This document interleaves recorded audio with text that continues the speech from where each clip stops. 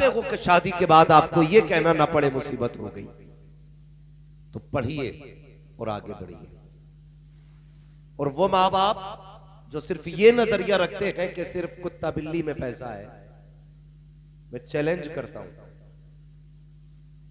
किसी IAS IPS की इतनी सैलरी नहीं है जितनी इस लाइन के बाद उलमा की इनकम है।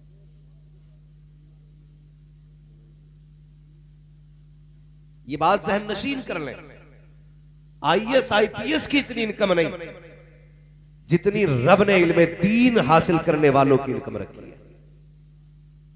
रह गई बात किसी की 5 क्यों है 6 क्यों है,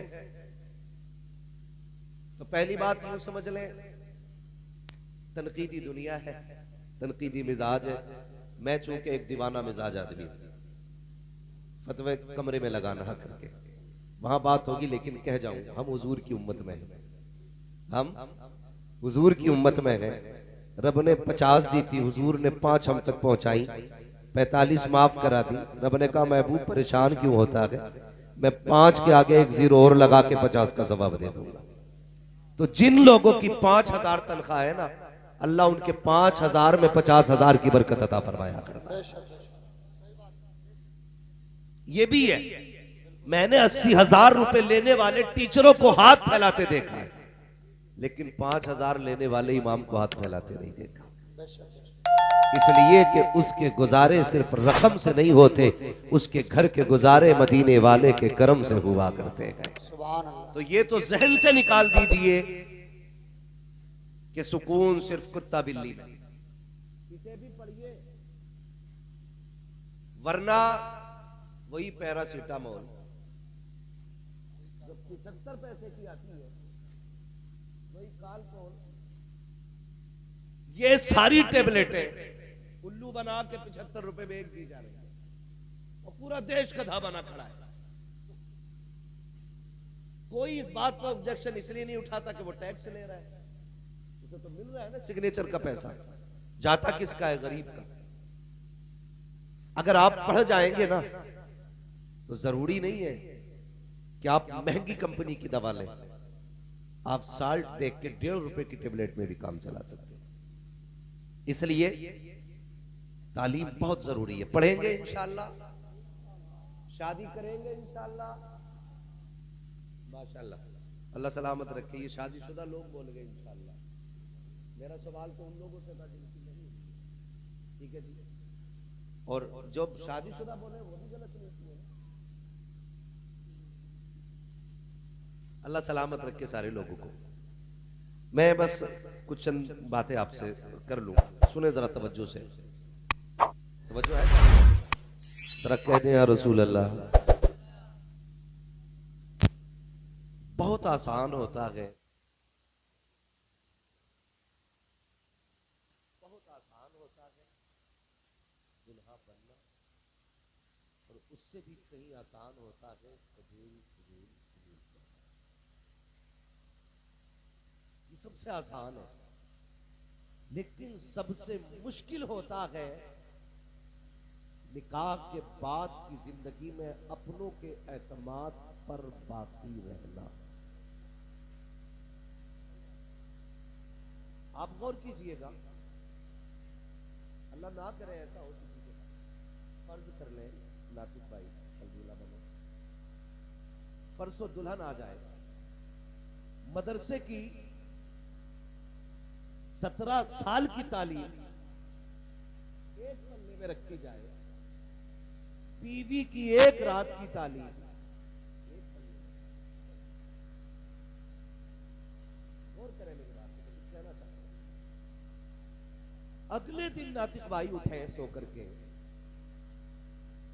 और उठ करके सीधा दुकान पे जाए, बीवी के लिए स्पेशल नाश्ता लेकर के आए। बाकी लोग इनका मुंह देखते रहे, जबकि बीवी से ज्यादा खुशी तुम्हारे चेहरे की तुम्हारी मां को थी। तुम्हारे नए जोड़े पर तुम्हारा बाप कुर्बान जा रहा था। जितनी देर तुम चारपाई पे बैठे रहे, बहनें नजरें उतारती रही। बताओ इनसे ज्यादा प्यार करने वाला कौन था? लेकिन वो एक रात की गुट्टी क्या थी जिसने सुबह होते होते तोते की तरह नजरें फेर दी। मैं सिर्फ एक बात आपसे कहना चाहता हूं, खुदारा कोशिश ये करना, वो लोग जो तेरे सेहरे से पहले बेहद खुश थे, जिसने तेरे पैदा होने से पहले तेरी पैदाइश की दुआएं मांगी थी, जिसने पैदा होने के बाद तुझे औलाद की तरह पाला था, जिसने जवानी की दहलीज पे कदम रखते रखते तेरी सेहरे की दुआएं मांगी थी, इधर 25 साल का लंबा इंतजार है, जो ये कहता रहा मालिक मेरे बेटे को इतनी जवानी दे, मैं इसके सर पे सेहरा देख सकूं। वो माँ जो रातों को उठ के कहती रही मालिक ऐसी दुल्हन देना जिसके कदमों से घर में बहारें आ जाए। वो बहन जो अपने भाई को देख के कहती थी कि नहीं भाई दुल्हन तेरी होगी मर्जी मेरी होगी। ये हक था उनका, ये चाहत थी उनकी, हो गई है ना, ये चाहत थी उनकी, ये ख्वाहिश थी उनकी। लेकिन हुआ क्या यार, जब तू घर से चला था माँ की आंख में खुशी के आंसू थे, बहन आंचल उठा के दुआ कर रही थी मालिक खैर से वापस लाना। जब तू पलट के आया 8 दिन क्या गुजरे, तेरी जिंदगी की पूरी किताब बदल के रख गई, पूरी किताब बदल गई।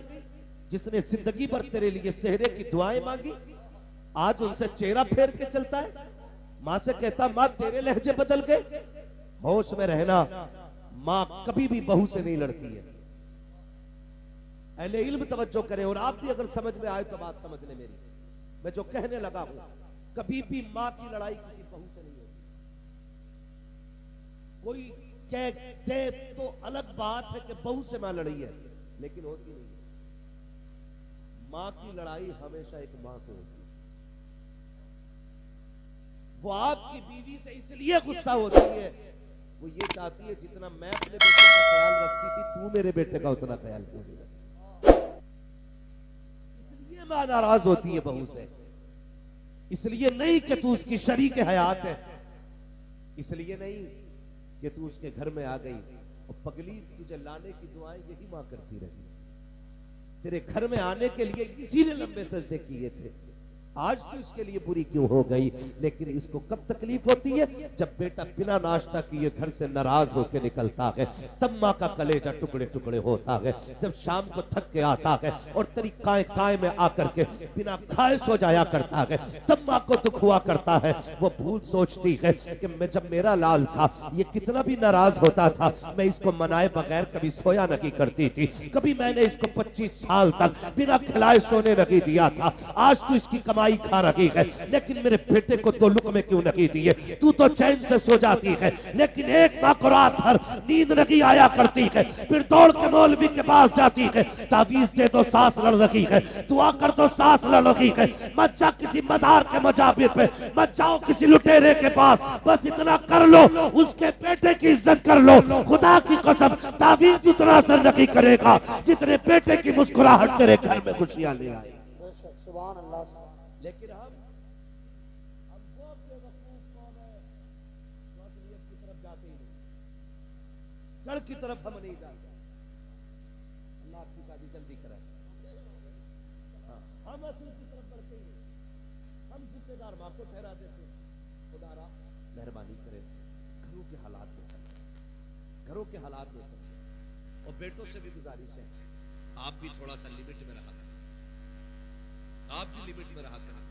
मैं ये नहीं कहता कि किसी की बेटी को घर से निकालता, मत निकालो यार, वो सब कुछ तुम्हारे लिए छोड़ के आ रही, सब कुछ। हम सऊदी चले जाते हैं 4 साल के लिए, 2 साल के लिए, तो हमें अपने दोस्तों की कितनी याद आती है। फिर बेटियों का तो अजीब मुकद्दर है, जिंदगी भर के लिए बाप की दहलीज छोड़ देती है, सिर्फ तुम्हारे लिए ना, और तुम यहाँ के उनका कुत्ता बिल्ली बनाओ। मैं ये भी नहीं कहता किसी पे सितम करो, तो मैं ये भी नहीं कहता माँ बाप को नजरअंदाज करो। खुदारा ये अल्लाह करे सब सेहरे पहले, लेकिन सेहरे का मतलब ये नहीं हो जाता है माँ बाप से दीवार खड़ी कर दी जाए। सेहरे का मतलब ये नहीं हो जाता है कि अपनों को छोड़ दिया जाए। सेहरे का मतलब ये नहीं होता है कि बस अपना अपना कर लिया जाए। खुदा की कसम कभी सोचो तो सही। मैं अक्सर ये बात कहता हूँ, तकलीफ होती है आज कचहरियों में जाके देखो, अपनों के तमंचे अपनों के पास, अपनों की गोली अपनों के सीनों पर, कोई तुम्हें गैर मारने गोली नहीं आता। जितने झगड़े होते हैं सब में खानदानी लोग, अपनी बिरादरी के अपनी खानदानी लोग। झगड़ा किस चीज का? जमीन का, जायदाद का। जरा बताना दिल के हाथ में, जिनके भाई बहन है वो मेरी बात बहुत दिल की बताइए। आज जो जमीन का झगड़ा कर रहा है सगा भाई है, बोले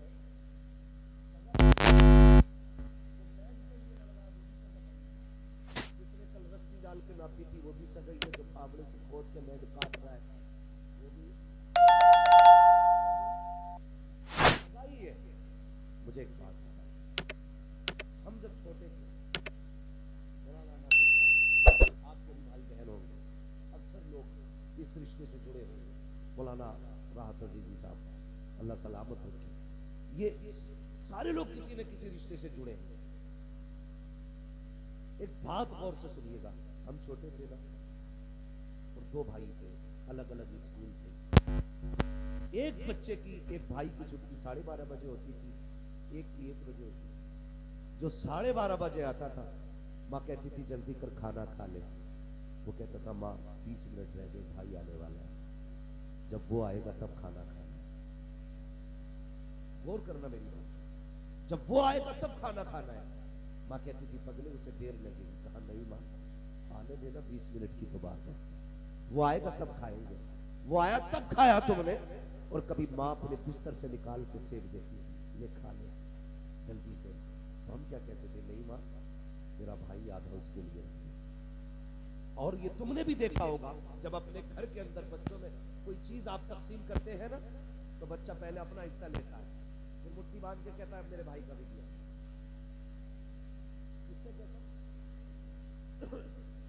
अपने बाप से कहता है बेटा कि ये तो मेरा है, भाई का भी दो।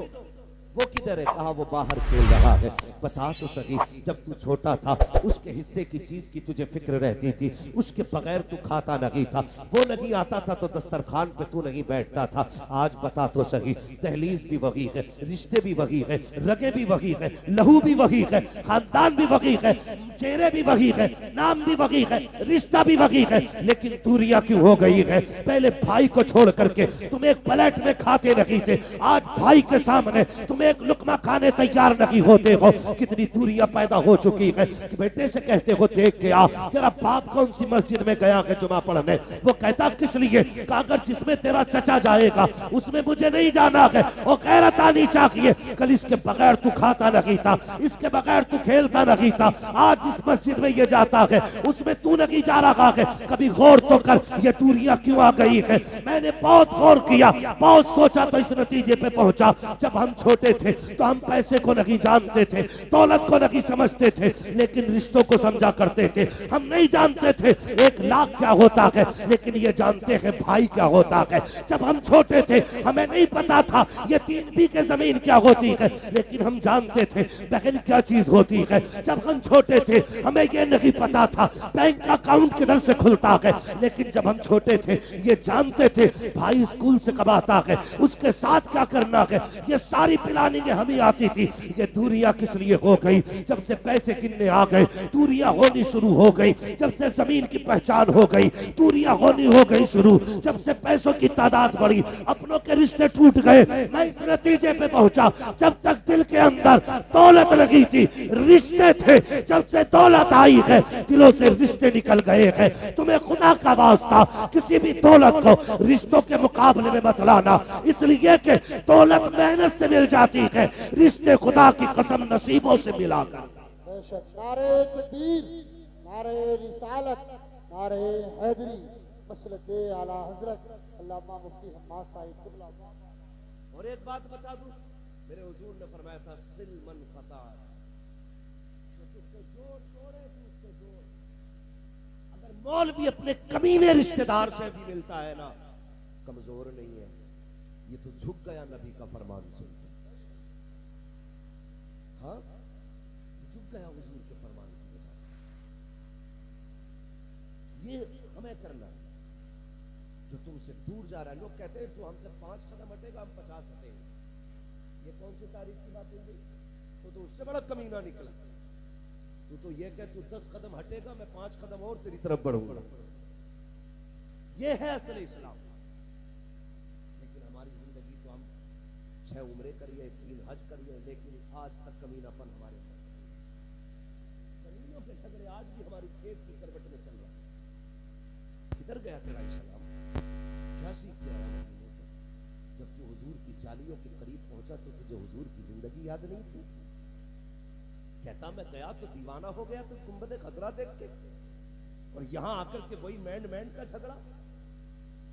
खुदारा जब मदीने जाया करो ना तो ये भी सोचा करो ये वो महबूब लेटा गए जिसने अपने कातिलों को भी माफ किया था।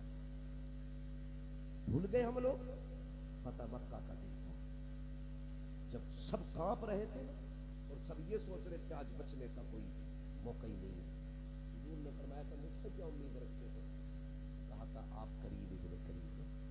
तो मेरे हुजूर ने क्या कहा था? फरमाया जाओ आज मैंने सबको आजाद कर दिया। ये इस्लाम है हमारा। लेकिन हमने क्या किया? हमें अपने नबी की तारीफ देखे, उनकी जिंदगी 6 उम्रें कर लेना काफी है, 5 हज कर लेना काफी है। खुदा की कसम उनकी मोहब्बत में जिंदगी हिंदुस्तान में गुजार दे, मदीने की तमन्ना लेके मर जा। जब कयामत में आंख खुलेगी तो मदीना शरीफ की जमीन नजर आएगी। कमाल ये नहीं है उधर उड़ के जाया जाए, कमाल ये है कि यहां मदीना बनाया जाए। अपने दिलों को मदीना बनाइए। बहुत खुशियां मनाता है बेटे की पैदाइश में, बाप को खुशी है। खुदारा मेहरबानी करें, टूटने वाले रिश्तों को जोड़ने की कोशिश करें।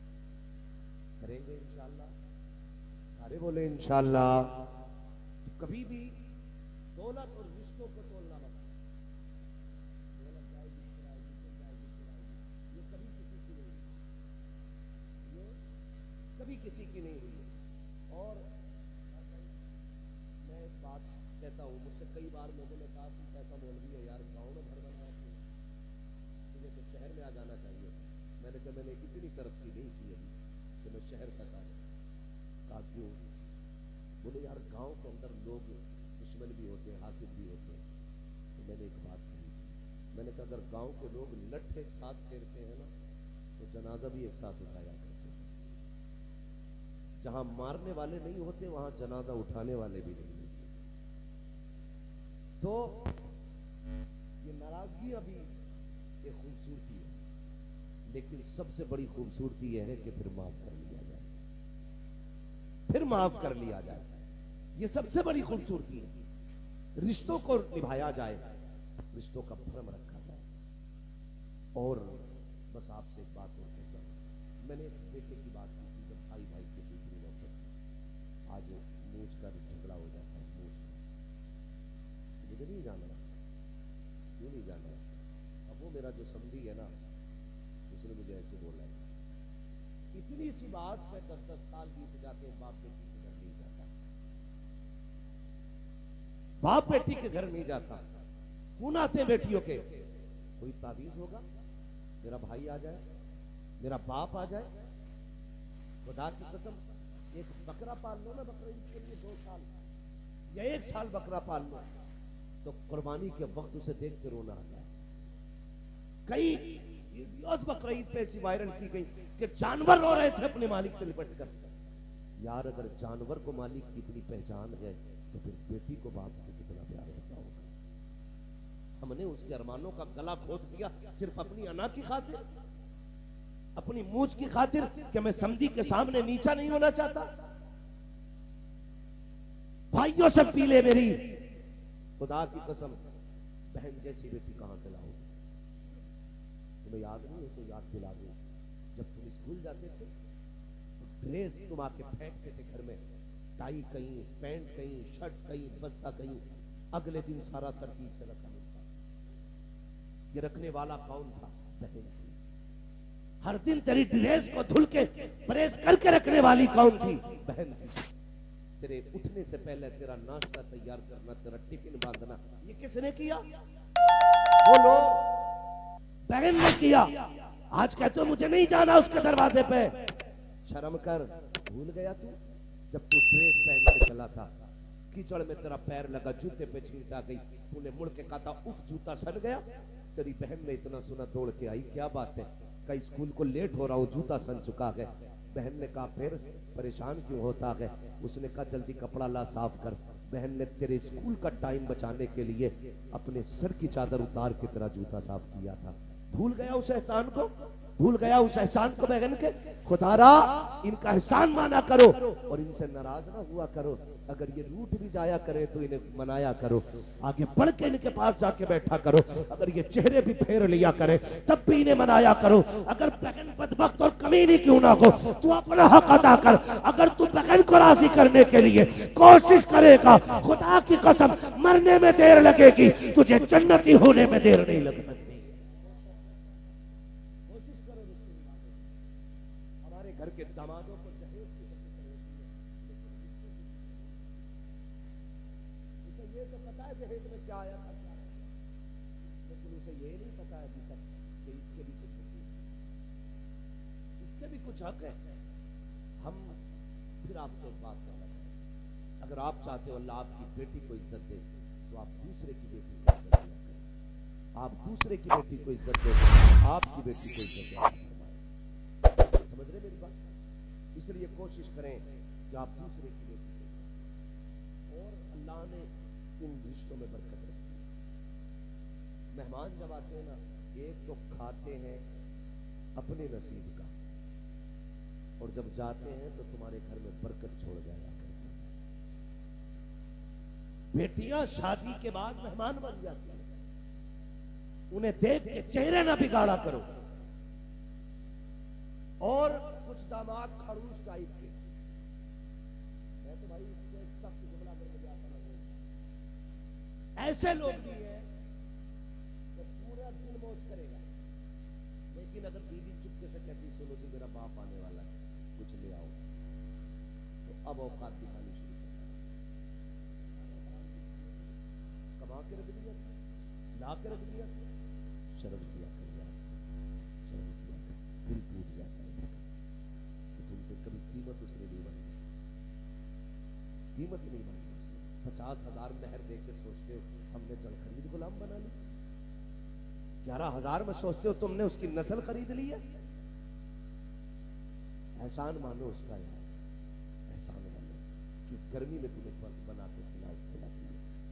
अपने सगे भाई से लड़ जाती है तुम्हारे लिए, अपने बाप से लड़ जाती है तुम्हारे लिए, और तुम क्या कहते हो? तुम क्या कहते हो कि तेरे बाप ने कमा के रख दिया हराम का है? जब तू यारों पे खर्च करता है तब तुझे पैसे की कदर मालूम नहीं होती, जब रिश्तेदारों पे खर्च करने की बात आती है तब कलेजे फटा करते हैं। याद रखिएगा, जो रिश्तेदारों पे खर्च करने से बचता है, अपने अइज़ा करीबा पे खर्च करने से बचता है, रिश्तेदारों को खिलाने से बचता है, उसके घर में रहमत रखी नहुसत आया करती है। अगर चाहते हो घर में बरकत आए, रिश्तेदारों को मुस्कुरा के खिलाया करो, खुदा की रहमतें मुस्कुरा के आया। ये तो आलिम दीन है, कोई ऐसा जाहिलाना काम जो हमारे समाज में होता है हमारी कौम के लोग करेंगे, हमारी जमात के लोग करेंगे। मगर आपसे इतनी गुजारिश, आप रिश्ते निभाने की कोशिश कीजिए, रिश्ते निभाने की कोशिश कीजिएगा। दीनदार लाइए तलाश करके देखिए अपने घरों में, इसलिए कि जब औरत पारसा होती है तो फिर नस्ल पारसा होती है। तुम्हारे बच्चों के सुधरने बिगड़ने के जिम्मेदार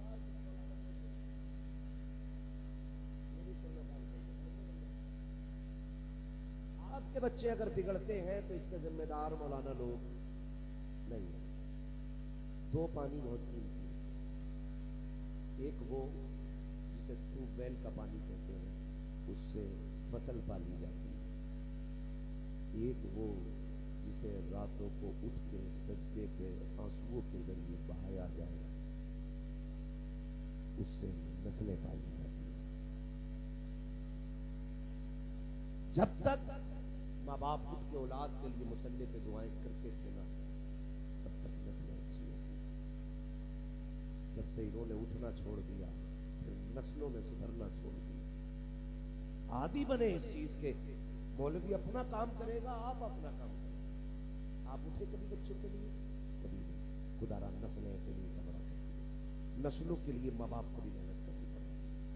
अगर माँ बाप अच्छे होते हैं तो नस्लें अच्छी होती है, जमीन अच्छी होती है तो फसलें अच्छी होती है। इसलिए कोशिश करें माँ बाप अपनी जिम्मेदारियां निभाएं और बच्चों के लिए माँ बाप भी दुआएं किया करेंगे इंशाल्लाह, आगे बढ़ेंगे इंशाल्लाह, बोलो इंशाल्लाह। हाँ, ये कोशिश की जाए कि हम अपनी नस्लों को एक अच्छी राह दिखाएंगे, एक अच्छे रास्ते पर चलाएंगे। माएँ भी बड़ी एक्सपर्ट है, बच्चा जरा सा गड़बड़ करे मोबाइल दे दिया चला, 6 महीने का था तब से मुट्ठी में मोबाइल, अब कह रही है चोरी कर रहा है। चलो भाई आप भी बड़े सीखते थे, जैसे मेरे आप कोई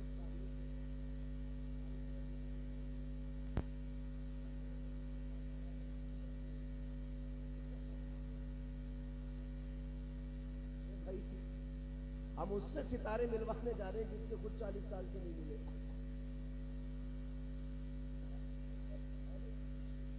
उसके पास जा रहे हैं सितारे मिलवाने जिसके खुद गर्दिश में चल रहे हैं, जिसके खुद गर्दिश में चल रहे हैं। अगर सितारे मिलाने हैं ना तो फिर मुसल्ले बिछाया करो और रब को आवाज दिया करो, मालिक सुकून दे दे। जब वो सितारे मिलाता है तो फिर कोई बिगाड़ नहीं सकता है, फिर कोई नहीं बिगाड़ सकता है। वो बैठा हुआ कह रहा ले डोरी ले जा, बीवी तेरी सुनेगी, अंदर से भी झाड़ू लेके आई तो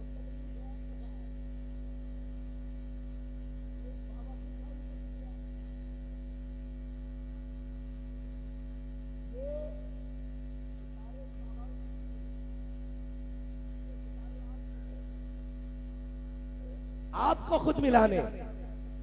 वो कैसे? जब बीवी आए तो पहली रात उससे अपने भाई की बाप की बुराई मत करें। सबसे पहले कहता मेरे भैया तो होशियार नहीं थे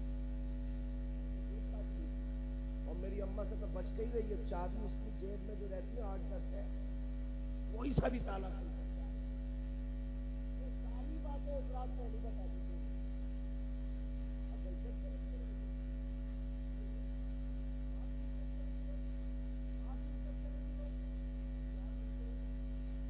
के देखो मेरे हुजूर का आंगन है, आने वाली खातून हजरत हलीमा सादिया है।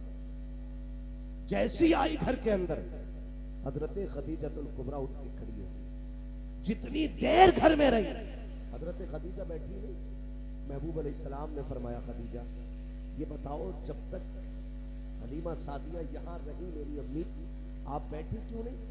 कहने लगी महबूब इसलिए नहीं बैठी कहीं उनके हुक्म की तामील में ताखीर ना हो जाए।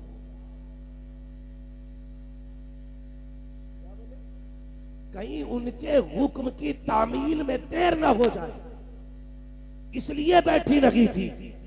क्योंकि उम्मुल मोमिनीन ये कहने लगे मैंने पूरी जिंदगी महबूब को अपनी माओ का इज्जत से तज़किरा करते सुना।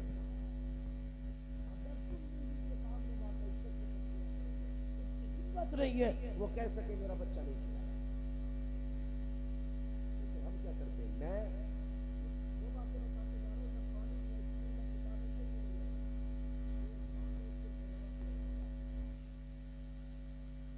आप स्कूल के जरिए इंजन संवार सकते हैं, चाहे वो टेम्पू का हो या हवाई जहाज का, लेकिन मुस्तफा के मदरसे के जरिए जिंदगी संवार सकते हैं।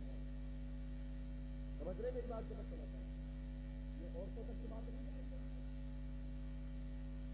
आपने जो आवाज वहां तक पहुंचा दिया क्या बताऊंगा, लेकिन फिर भी सुन लो। हम उनके माँ बाप की भी इज्जत करें, अपने माँ बाप इसमें घर बेहतर करें, इसमें घर बेहतर करेगा। ये किस्मत करना मैं बैठूं तो वो जूते उतारे, वो मोजे खुद अपने हाथ से उतारे। तुम उसकी खुशियों का ख्याल करो, वो आपकी खुशियों का ख्याल करेगी। ऐसे घर बेहतर चलते हैं। कितनी बातें मैंने इसलिए भी बता दी मौलाना ना कितना ताकि आने वाली जिंदगी और भी खुशहाल हो जाए। मैं जानता हूं आलिम भी है, फाजिल भी है, लेकिन याद रखिएगा सारे इल्म किताबों से नहीं, कुछ तजर्बों से भी आया है ना। अक्सर बातें तजर्बों से मालूम होती है। इसलिए हम ये चाहते हैं कि घरों के हालात बेहतर हों तो रिश्तों को बेहतर करें। उनके ही घर वालों की इज्जत आप करें। अपनी बीवी से पहली रात की सबकी बुराई नहीं करनी है। करेंगे? डर क्यों रहे हो भाई? कैमरा तुम्हारी तरफ नहीं है, ये कैमरा तुम्हारी तरफ नहीं है। बोले करेंगे इंशाल्लाह। नहीं करेंगे ना? हाँ, कभी भी बुराई ना कीजिएगा। बस एक बात समझा दें अपनी बीवी को, मेरे माँ बाप मेरी जन्नत है और मैं तेरी जन्नत हूं। अगर तुझे मेरी अपनी जन्नत बचानी है तो मेरी जन्नत भी बचा के रखनी होगी। सीधी बात है। और हुजूर ने इरशाद फरमाया तेरे 3 बाप हैं। कितने?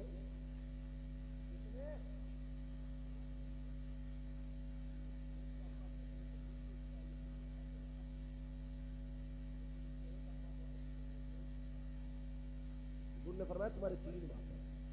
एक वो जिसने तुम्हें जन्म दिया, एक वो जिसने तुम्हें तालीम दी, और एक वो जिसने तुम्हें बेटी दी। इन तीनों का एहतराम करना। और आज इन तीनों की सबसे ज्यादा सबसे बड़ी बेकदरी जो है ना आज उस्ताद की है। साल में 2 बार मुसाफा मिल जाए, उस्ताद को तो एक ही बार 500 रुपये मिलते हैं और एक जायजत का कपड़ा,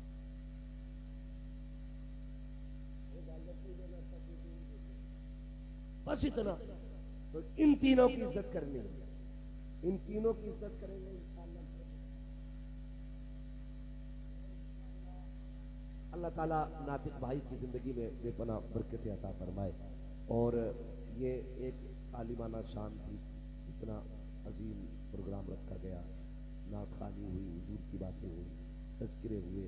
इंशाअल्लाह कल देखना दूल्हा भी बनेंगे और इंशाअल्लाह इनकी शादी के मौके पर सारे लोग दुआएं मांग लेना जिनकी नहीं हो रही है। अल्लाह इस आलिम की शादी के सदक़े में हमारी करा दे। तो जब तालिब इल्म कब्रिस्तान से गुजर जाए अल्लाह साहब उठा लेता है। अगर इसकी शादी में चले जाओ तो बच्चे में 2-4 करा ही देगा। मम्मी से तो अच्छी उम्मीद रखनी चाहिए ना। अल्लाह ताला सबके घरों में बरकत अता फरमाए, सबको दोनों जहान की नेमत अता फरमाए।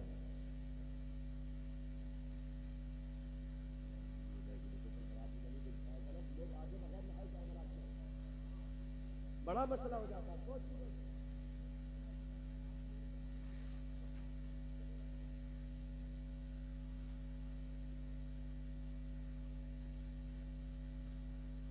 सुन रहे मेरी बात? हमारी हो चुकी है, उनकी होने वाली है। ये भले उम्र में बड़े हो सकते हैं लेकिन तजुर्बे में नहीं। ये परसों कहेंगे मैं आज कह रहा हूँ, ऐसा भी होता। 2 चीजें, 2 चीज पे, एक तो सर्दी आ गई, दूसरी रात तक जागोगे तो आग के मसलते ही कुछ जाके बारात में ही मुंह धोएंगे, बड़ी मछाओ जाती है।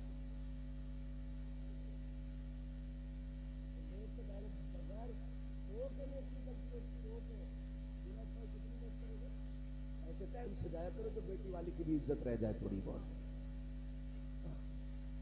थोड़ा सा जरा टाइम से जाइएगा, समझ गए मेरी बात? जाया करो टाइम से जाओगे। सवेरा उठ जाना कल को फजर में। अगर ये ना भी जाए तो आप पहुंच जाओ, ये तो आ ही जाएगा, ये तो आ ही जाएगा। आखिरी बात, आखिरी बात सुन लीजिए। हर घर का मामला है, शादी के बाद ना बीवी सब कुछ हो जाती है। सब कुछ का मतलब क्या है? जो अंदर बाहर सब में उसकी हुकूमत चलती है। भाई वो होम मिनिस्टर है तो होम मिनिस्टर ही रहती है। आग उस वक्त तक फायदा देगी आपको जब तक चूल्हे के अंदर है। जब चूल्हे से बाहर निकलेगी तो जला देगी।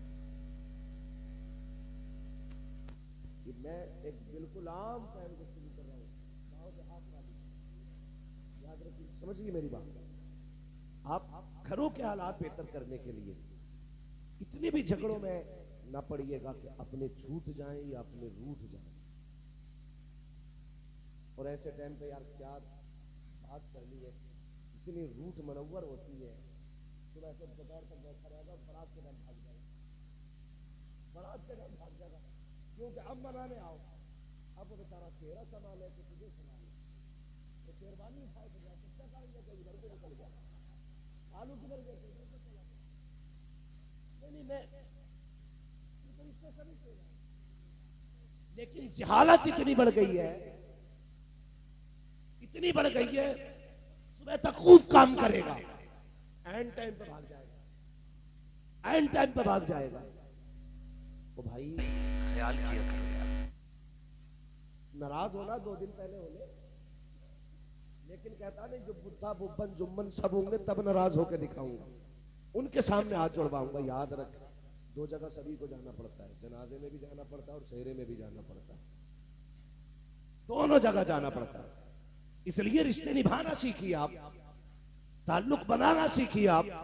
अगर आपको नहीं आता हो तो फिर मुस्तफा से सीखिए आप, हुजूर से सीखिए आप जिंदगी कैसे निभाई जाती है, मामलात कैसे किए जाते हैं। आज हालत ये है, वो कमरे के अंदर से आवाज आ रही है खिड़की में, तो अल्लाह करे तू लौट के ही ना आए,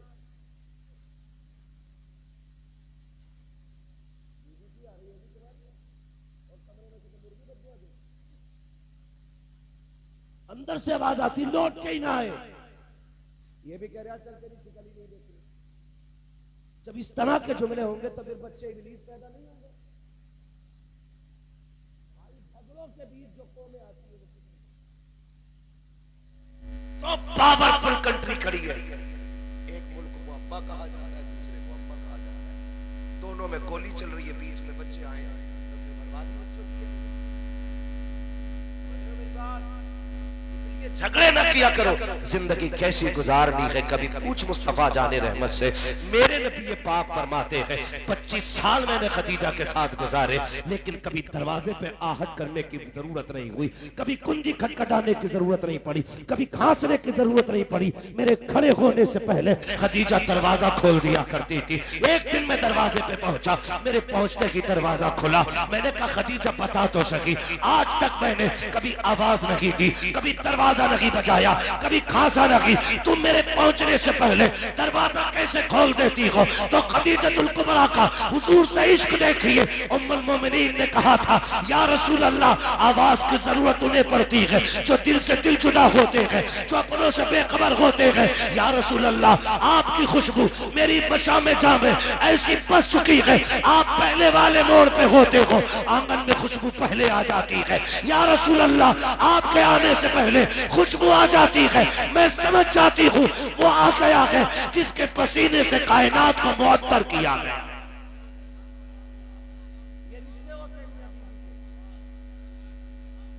ये रिश्ते होते हैं। आज वो काम करके आया गरीब, चौथी मंजिल पे लेके चढ़ा, उसकी कमर में कितना दर्द है, उससे पूछ तो सही। जैसे वो घर में आया बच्चे नोच लिए, पूरा दिन मोहल्ले में टहली, जब वो आया तो बच्चे के नोच लिए, बच्चा रोया, तड़ाक से बच्चे के लगाया। वो तो ये सोच के घर में आया था सुकून मिलेगा, लेकिन तेरा ये इजराइल का नक्शा देख के चेहरे पे इसका मूड खराब हो गया। इजराइल का नक्शा देख के चेहरा बिगड़ गया, कितना थका हारा आया था। ए मेरी बेटी, मेरी बहनों, बहुत गौर से मेरी बात सुनना। जब शौहर थक के आया करे, चेहरे बिगाड़ के न दिखाया करो। ये जो धूप में तप के आया है, ये तेरे लिए तपा है। ये जो लोगों की गालियां खा के आया है, तेरी वजह से आया है। इसने जो सुबह से शाम तक ईंटें ढोई है, इसलिए ढोई है ताकि तुझे किसी के आगे हाथ न फैलाना पड़े। तुझे क्या लगता है ये शौक पूरे करके आया है? प्यास इसे भी लगी थी, लेकिन इसने 20 रुपए की बोतल नहीं खरीदी। इसने टंकी या गड्ढे में पानी देख के प्यास बुझा ली ताकि ये 20 रुपए बचा करके अपनी बीवी की खुशी पूरी कर सको। जैसे इसने घर में कदम रखा, तूने इसकी मेहनतों पे पानी फेर दिया। ये जीते जी मर गया जब तेरा बिगड़ा हुआ चेहरा देखा। क्या अच्छा होता तूने जिंदगी हुजूर से सीखी होती। एक दिन मेरे नबी घर तशरीफ लाए, उम्मुल मोमिनीन खदीजतुल कुबरा ने जैसे दरवाजा खोला, हुजूर के माथे पे खून के निशान थे। कहती है या रसूल अल्लाह, लगता है फिर कौम ने सताया है। हुजूर तशरीफ लाए हैं, खदीजतुल खदीजतुल कुबरा बिस्तर पे आई, बैठ जाती है, एक पैर फैला है, दूसरा खड़ा है, सरकार बैठे हुए है। महबूब अलैहिस्सलाम के चेहरे पे देखा, कमजोरी के निशानात है, कमजोरी के आसार है, नकाहत के आसार देखे बेकरार हो जाती है। महबूब लगता है सुबह से कुछ नहीं खाया। ये कहने के बाद आपने अपने पैर के पास से एक खजूर का प्याला उठाया और उठाने के बाद एक खजूर उठाई, उसमें से महबूब के चेहरे की तरफ की। आका करीम ने कहा था, खदीजा ठहर तो सही, ये बताओ बच्चियां कहाँ है? जब देखा मेरे नबी ने बच्चियां कहाँ है? खदीजतुल कुबरा ने कहा ये सो गई है। देखा बेटियों के चेहरे पे आंसुओं की वजह से लकीर बनी हुई है। कहते हैं आका लगता है खदीजा मेरी बेटी रोते रोते सो गई है। जी या रसूल अल्लाह, भूख लगी थी बच्चों को, कुछ था भी नहीं, इसलिए रोते रोते सो गई। मेरे नबी की आंख में आंसू आ गए। खदीजा ये खजूर मेरी बेटियों को क्यों नहीं खिलाई? उठा के इनको खिला दिया होता। अब रिश्ता देख लिया बीवी का। हजरत खदीजतुल कुबरा कहती है या रसूल अल्लाह, बात यह है कि भूख बच्चियों की अपनी जगह है, लेकिन आपकी भूख देखा नहीं जाती है। आप खाइए तो सही। मेरे नबी के मुंह में जब चंद खजूरें आई, उसके बाद हुजूर ने अपनी बीवी का हाथ पकड़ा और पकड़ने के बाद कहा था खदीजा मैं तो खा चुका हूँ, अब तुम बताओ तुमने कब से नहीं खाया है? तुम्हारा चेहरा उतरा हुआ है, लगता है तुम्हारा भी कई वक्त का फाका है। तब हजरत खदीजा ने पूरी दुनिया की औरतों को यह बबा में दोहल बताया था, मेरी जिंदगी देखो, और कहा था या रसूल अल्लाह अगर भूख की वजह से हमें कुछ हो गया तो सिर्फ हमारा नुकसान होगा, फातिमा को कुछ हो गया तो हमारा नुकसान होगा, आका अगर आपको कुछ हो गया पूरी कायनात का नुकसान हो जाएगा। या रसूल अल्लाह मेरी जैसी तो हजारों आ सकती है, लेकिन तेरे जैसा कयामत तक नहीं आ सकता। अगर बीवियां शोहर की इस तरह से फिक्र करने लगे तो फिर किसी घर में झगड़ा नहीं, इसलिए खुदा रहा घरों के हालात बेहतर करे। तुमसे भी गुजारिश है बीवियां शोहरों का ख्याल करें। शोहरों से गुजारिश है, तुम जो जाके ना खड़े हो जाते हो चौराहे पे, पूरा दिन बकरी की तरह पकौड़ी शकौड़ी पापड़ शापड़ खाते आते हो, तुम तो दिन भर खाते हो। शाम को उसे बीवी ने दस्तरखान लगाया, 2-4 गालियां बकी, 5-6 लुकमे खाए, वो कुत्ते की तरह तुझे देखती रही। एक बार तुम नहीं कह सकते खाना, बीवी नहीं पूछ सकती तूने खाया क्या, खाया और क्यों धकेल दिए बर्तन? सोच तो सही है, जो दीवार से लग के खड़ी है इसमें तेरी वजह से सुबह से कुछ नहीं खाया। उसे ये फिक्र थी पता नहीं उन्होंने खाया होगा कि नहीं, उसे क्या पता तू यारों के साथ गप्पे शप्पे लड़ाता रहा, पेट भर के खाता रहा। तेरा फर्ज बनता था दस्तरखान पे बैठ के एक बार बीवी से तू पूछता तूने खाया कि नहीं। वो ना भी खाती उसका कलेजा चौड़ा हो जाता, वो तेरे कदमों की खाक बन जाती, बिछा देती अपने को तेरे कदमों में। लेकिन तुम उसे गालियां दो, उसके हाथ की पक्की रोटियां खाओ और उससे पूछो तक नहीं, फिर कहते हो औरत फर्मा बरदार नहीं है, हम वफादार नहीं, तू भी तो दिलदार नहीं।